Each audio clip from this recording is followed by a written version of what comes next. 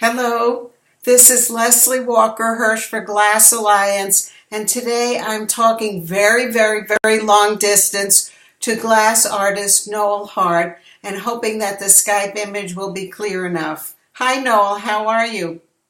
Good morning. I'm fine, thanks, Les. Well, it's morning where you are, it's evening here, but that makes all the difference, doesn't it?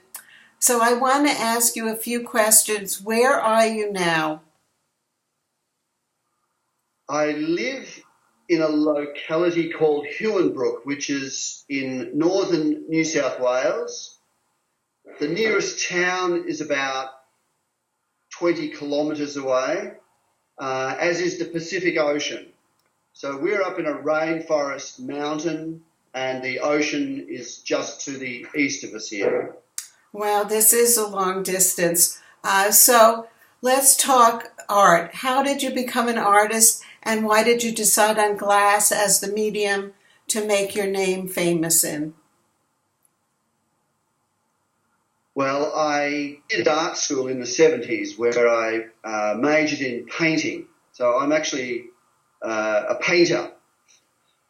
Eventually, I came across glass when my wife was managing a glass blowing studio nearby, and I had an opportunity to work with the glass, and I tried to figure out a way to work with glass in a painterly way, so that the glass, in fact, was not really any different to paint that I was using. So that's still the case.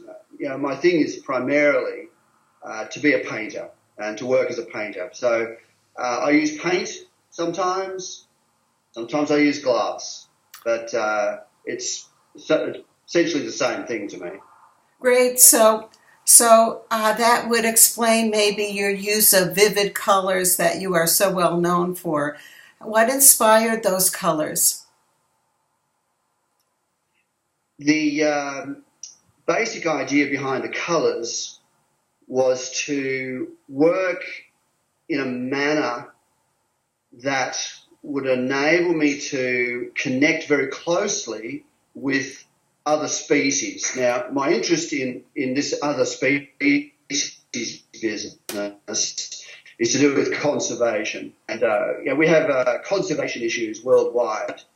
And parrot species, and in fact quite a few bird species, are a species that we as humans connect with. I mean, we connect with dogs, we connect with horses, but it happens to be where I live is very largely populated by birds. It's a bird-oriented place. There are 8 species of parrots that occur around here.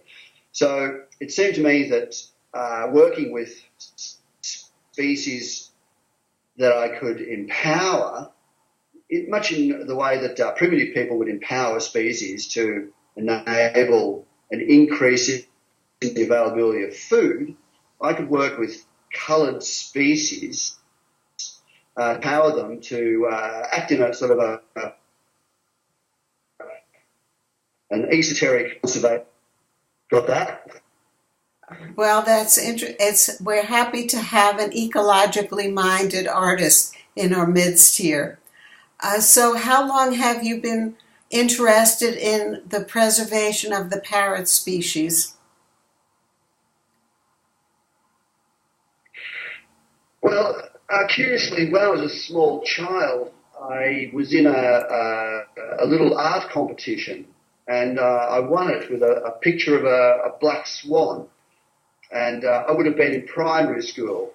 So maybe I've been encouraged since then. So that's, 50 years ago. Well, you More than never 50 know. years ago. You never know how those early experiences will create your future, do you?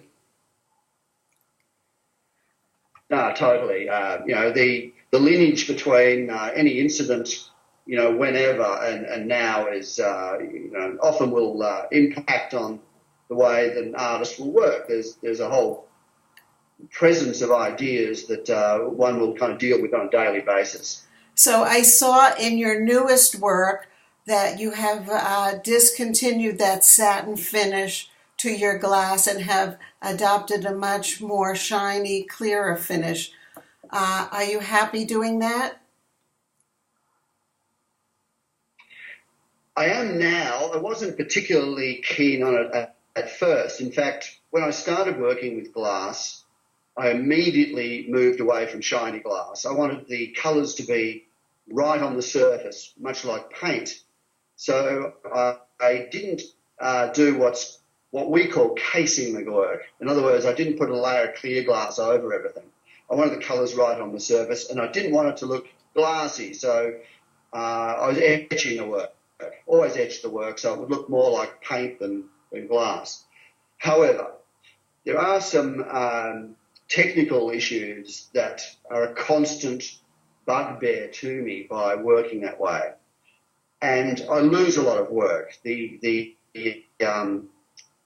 chemistry of glass, in many ways, doesn't really allow for coloured glass, that is, to be right on the surface, butted up to other bits of coloured glass in the way that I've done.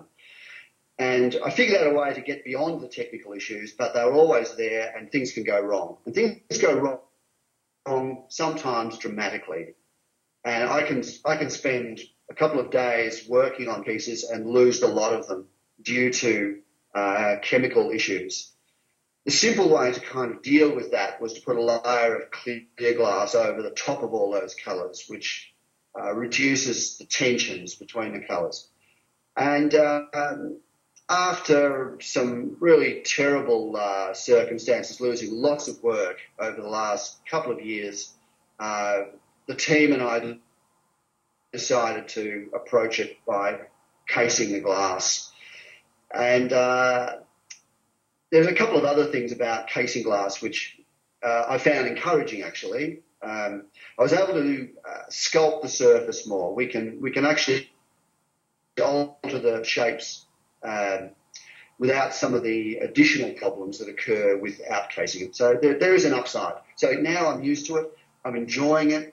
And the work that was in the recent exhibition that you saw in Santa Fe reflects that positive attitude I now have to shiny glass. Well, we like both of your styles. So, Noel, if somebody wanted to find out more about your artwork or contact you to commission a piece, how would they go about that?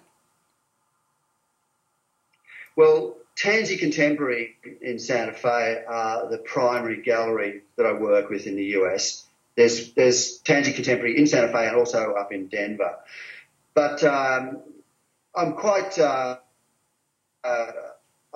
happy for people to have a look at my website. And there's a lot of additional information about my work, and my paintings and other things that I do are also on the website. So we can always redirect anyone that's, say from Santa Fe up the road to Tansy's, but we can also communicate directly and work it that way. So what is your website address? Your website address? NoelHart.com. Oh, that's simple NoelHart.com. enough. That's simple enough. Listen, Noel, this has been an experience to get to know you a little bit, and I thank you for spending a little bit of your morning where you are an evening here where I am with me today. And this will come in the September issue of the Glass Alliance newsletter. Thanks so much. Have a great day. Good day, I should say. Yeah. Thank you, Leslie. Bye-bye. Bye-bye.